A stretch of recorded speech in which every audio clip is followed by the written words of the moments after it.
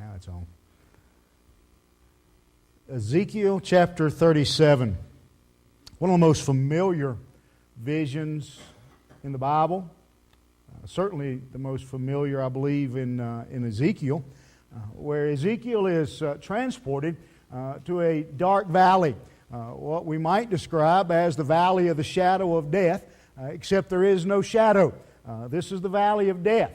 It is a very morbid, very desolate place that Ezekiel has taken. I think most of us have a difficult time even beginning to imagine what this valley would look like. I have a better imagination, I think, than most.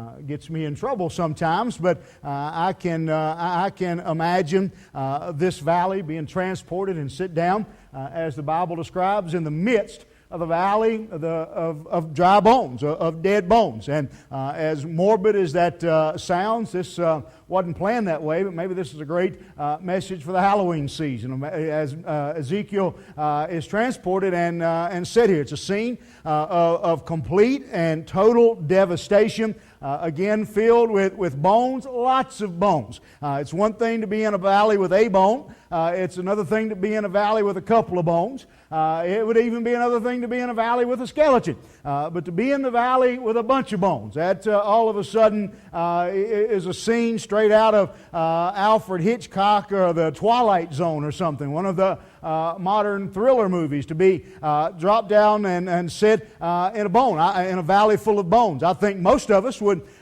certainly appreciate a vision from God. We would certainly appreciate hearing a word from God.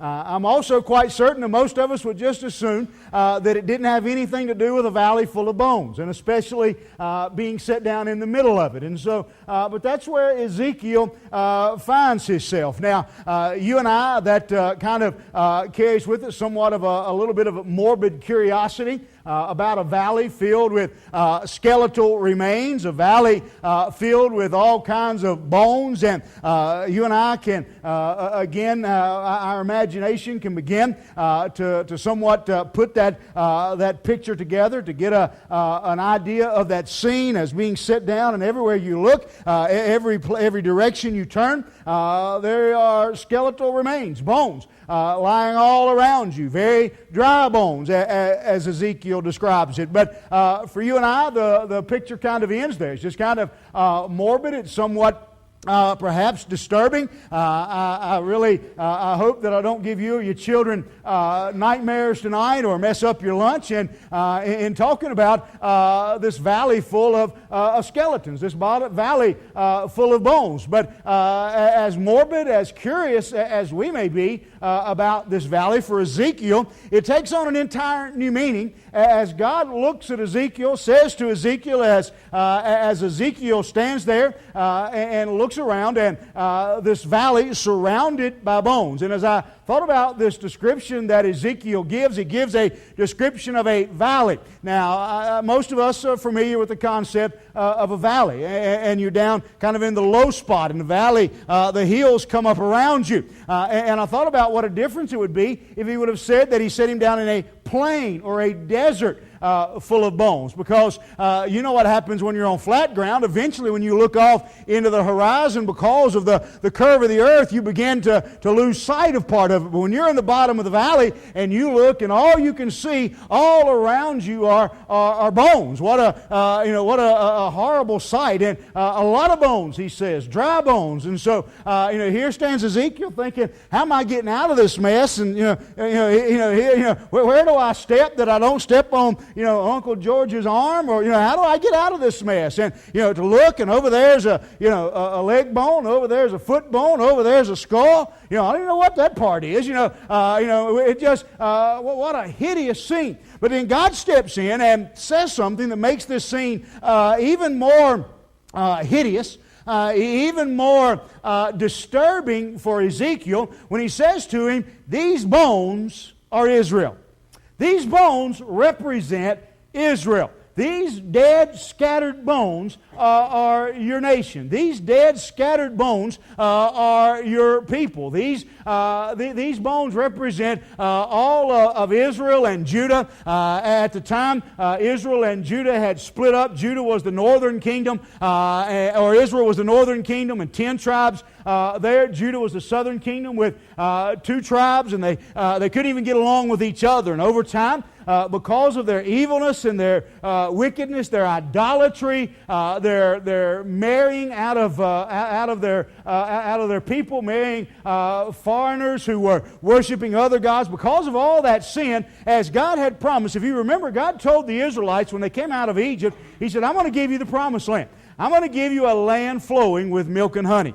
Everywhere your foot touches, you can have this land. But if you ever turn against me, if you ever turn against my word, if you ever fail to keep my commandments, woe be unto you.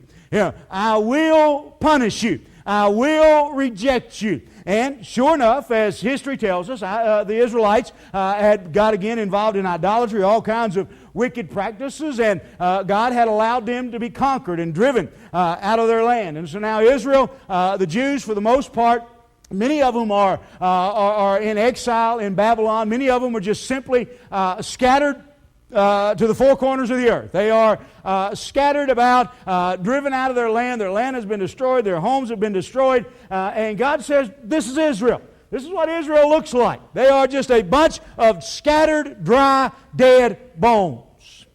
But then He says to him, He says, "Ezekiel, can these bones live?"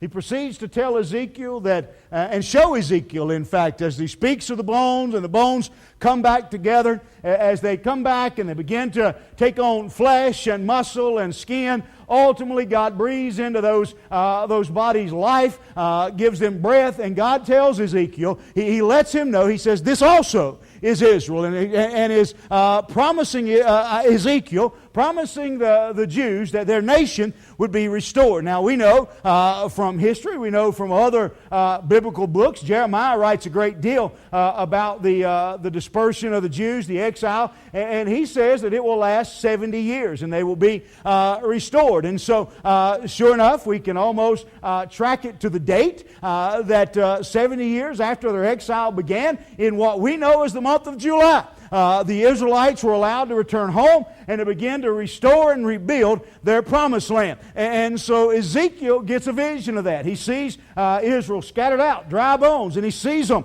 brought back together. And later, history tells us that vision came true, that it was fulfilled as Israel was restored. Now, as I tell you that story, I'm pretty sure that some of you are making that jump. You're already, you're one of those kind that read the last page of the book and then go back and start over. Some of you are already reading the last page and saying, well, Jimmy, that's an interesting story. It's a pretty cool vision, and I'd like to have seen it. I bet that was pretty neat. See that valley full of bones, and I can see them. I've got a good enough imagination. I can see those bones gathering back up and coming together and standing up, and I can see the meat getting back on the bones. I can see all that. I've just got that good of imagination. But some of you are sitting there, and you've already jumped ahead of me, and you're saying, but what in the world, if that vision was 3,000 years ago, somewhere around 600 BC, that vision was fulfilled, and Israel come back together, it's 2013. We kind of got it. What deal? What's the deal? What difference does that vision make to me? Good question. Very good question, in fact. And I will tell you that over time, a lot of people have wrestled with this particular vision. I'm not real sure why, because in the latter half of the vision, God explains the vision. There's really not a great deal to wrestle with. The question that remains is, so what's the lesson? What do we learn from this vision? Israel has been, they've already been in exile. They've already been restored. What is the lesson for me? Here it is. Let me ask you this, and we're going to look at this vision with this thought in mind. Have you ever been in a valley?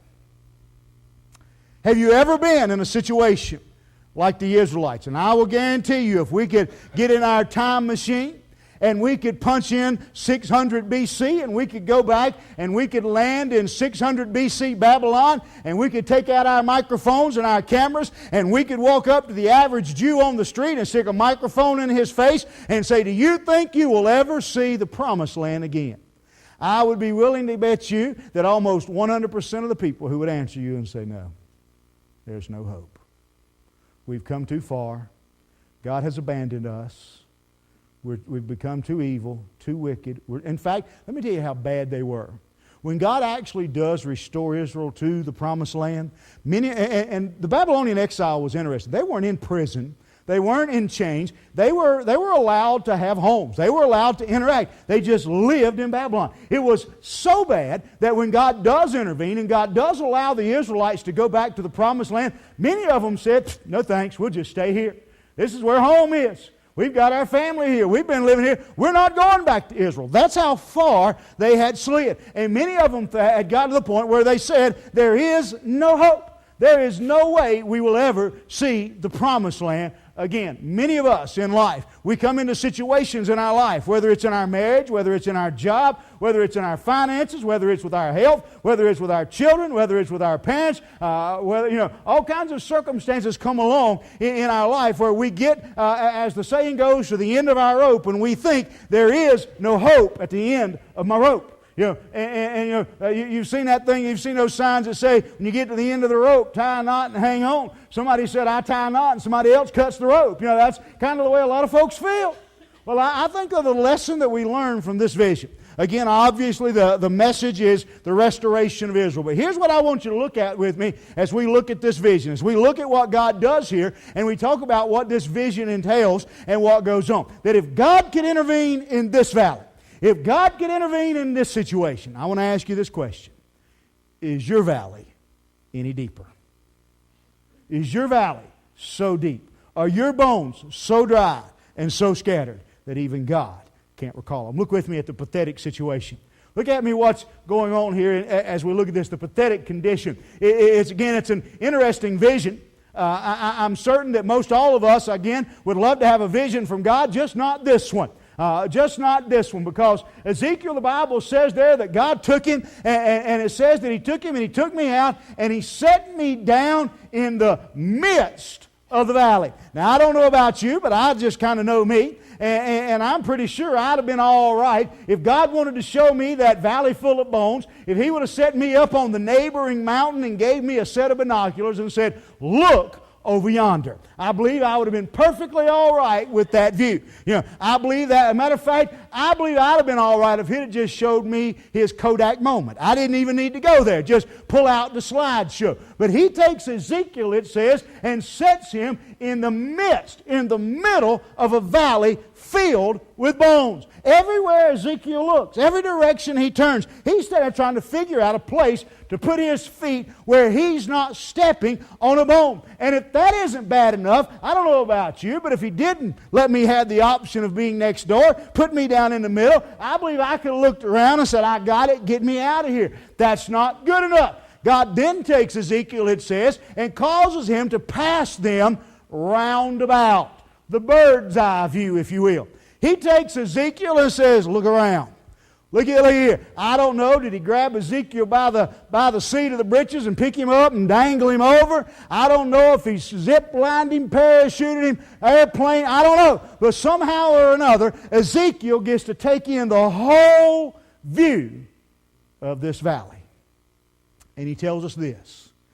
He says, when I was done, from where I was standing, it wasn't real beautiful. But when I got done, he said, I knew I was in a valley of bones, but now look what he says.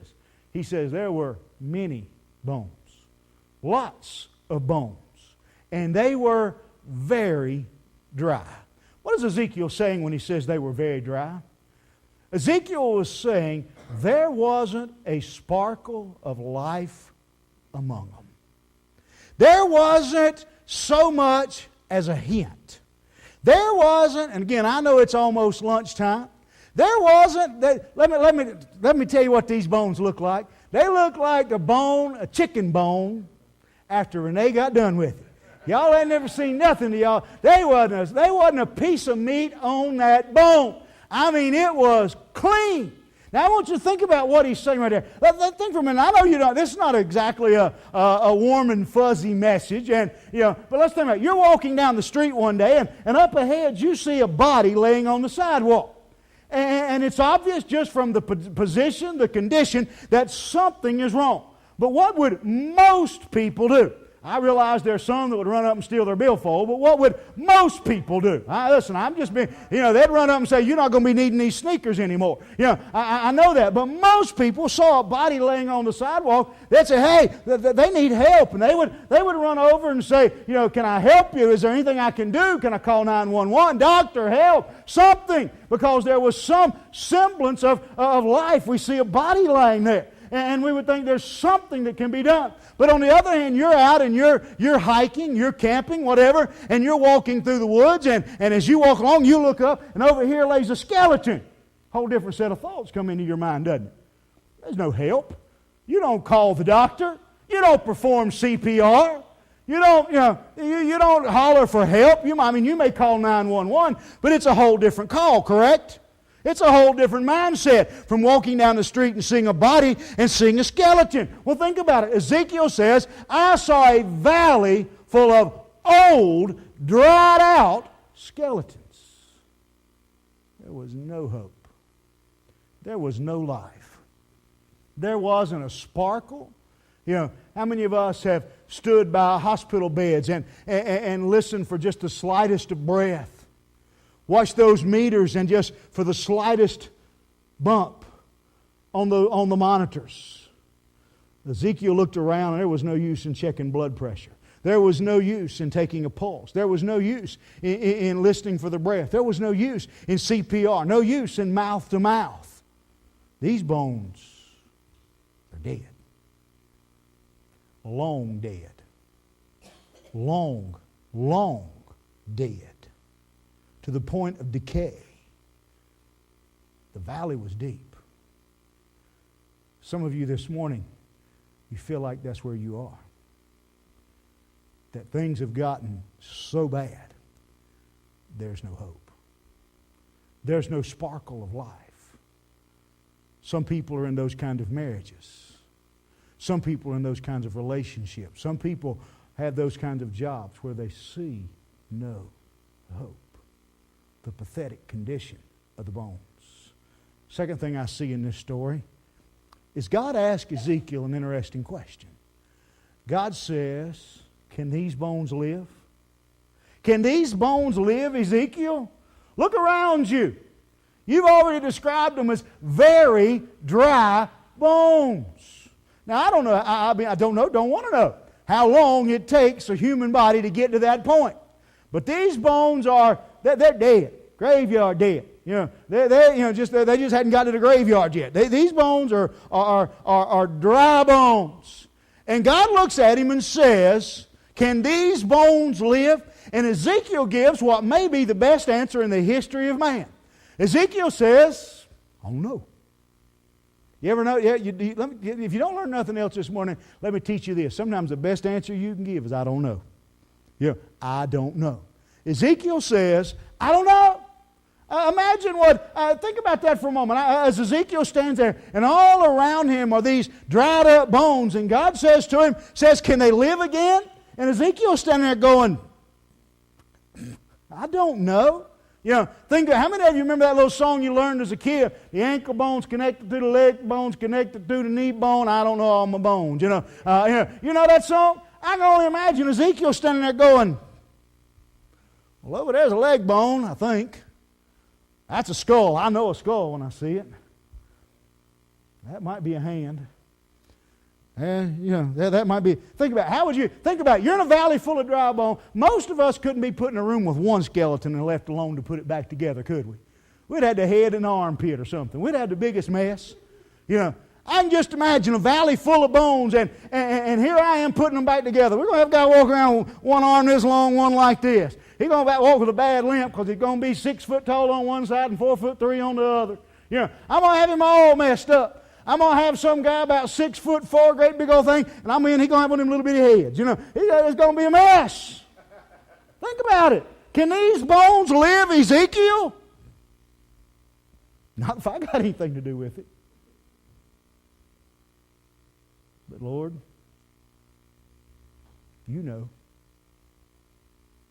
I find it really interesting that Ezekiel didn't say, absolutely, Lord. I know, absolutely, Lord. Take care of it.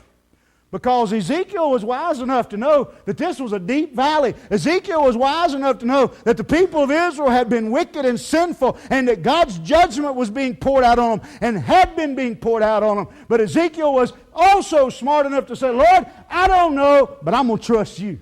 I don't know where this boat's going, but I'm going to ride it as long as you're driving it. Lord, you know what you're doing. You know, one of the wisest things we could ever learn to do is say, Lord, I know you know what you're doing. Lord, I know you know where you're going. I know you know you're in control, you're in charge, and Lord, I'm going to trust you. But isn't it just like us when the wheels fall off, when we're in that valley full of dry bones and everything's going wrong? What do most of us do? The next thing you know, we're down there on the ground and we're putting bones together. We're trying to fix this mess. Some of you would be like, some of you be trying to put the bones together. The rest of you, others will be taking a shovel and trying to clean up the mess. Ezekiel does the smartest thing, the thing we need to learn to do. Lord, I'm going to trust you. My confidence is in you. I don't know how I got in this valley. I don't know how all these bones got in this valley. I don't know how we're going to get out of this mess. But you do. There's something calming and peaceful about coming to the point where you say, Lord, you know how to get out of this valley. And I'm going to trust you. Some of you sitting here this morning, some that may listen on tape or internet, you have run your life right square into a valley of bones. You see no answer. You see no hope. It's time to take your hand off the wheel, your foot off the gas pedal, and say, Lord, you know. I trust you. When Ezekiel does that, we see something very interesting begin to happen. Now, I don't know about your imagination, but I can see this taking place. Look at the promise that is conferred. When Ezekiel says, Lord, I don't know, but you do, thus saith the Lord, behold, I will cause breath to enter into you. God says, here's the promise. He's been promising this for a while, actually, just nobody seemed to listen. Imagine that, nobody listening to God. He'd been telling them that He was going to restore Israel. And He says to them, He says, I'm going to bring these bones back to life. I'm going to put muscle on those bones. I'm going to put meat on those bones. I'm going to put skin on those bones. And look what He says. Here's what really intrigues me about this passage and about this particular verse. That here, because I'm going to tell you, my imagination is, it fires off like a rocket ship right here. Because I can close my eyes and I don't know, maybe I've watched too many cartoons. But I can see those bones sliding back together across the ground. I can see hands coming together. I can see feet coming together. I can see them skeletons standing up. I can see muscle growing back and going down those bones. I can see meat, some of them more than others, growing up on those bones. I can see skin covering up that. I can see every bit of that. I don't know about my imagination's that good. I can see it. Maybe you ought to look at my ears, see if you can. But I can see it.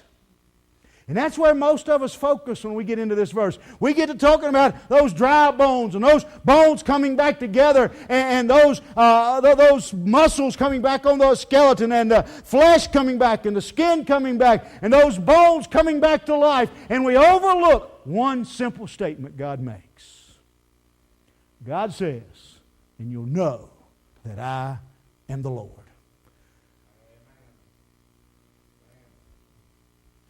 We get so caught up in the valley that we get our eyes off the Lord. We get our eyes so caught up, so much attention to the bones, that we forget about the Lord. Here's what's sad. Even when things start coming back together, the muscles and the flesh and the skin coming back on those bones, we forget about the Lord. Isn't that true? Be honest. Isn't that how most people operate when they get out of the valley? When the bones come back together and the muscles get on the bones and the meat get on the bones and the skin gets on the bones, we forget all about that God we was crying to when we was in the valley. God says, I'm doing this so you can learn. Think about it. Look around your valley. Is God trying to say something to you? The pathetic condition, the prophet's confidence, the promise conferred, and the power conveyed. Look what happens. If you read the remainder of the last 8 verses, verses 7 through 14, we've got a bunch of skeletons standing up with meat and skin and muscles. And then God says to them, He says to Ezekiel, tell the wind to blow into their nostrils and give them life. We know, history tells us, that Israel, the Jews, both Judah and Israel, were scattered in bondage, in exile.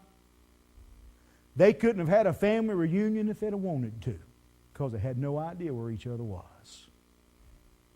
And after their 70 years of exile, just like God said, by the way, the decree went out. And Israel was reformed. And the Jews were allowed to go home. They had been a place where they were dry bones. No sign of life. Not just dry bones, very dry bones. But God spoke. And the bones came together. And their nation was rebirthed. Here's my point. Here's the lesson for us today. Let me ask you, let's just take a real quick survey. How many of you believe that story?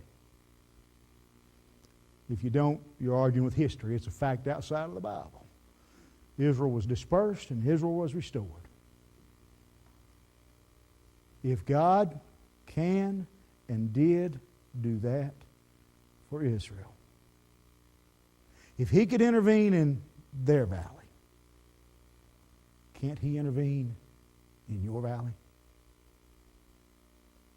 If He could bring back together a valley of dry bones, can't He do that for you? I want you to think about what He's done for Israel over the years.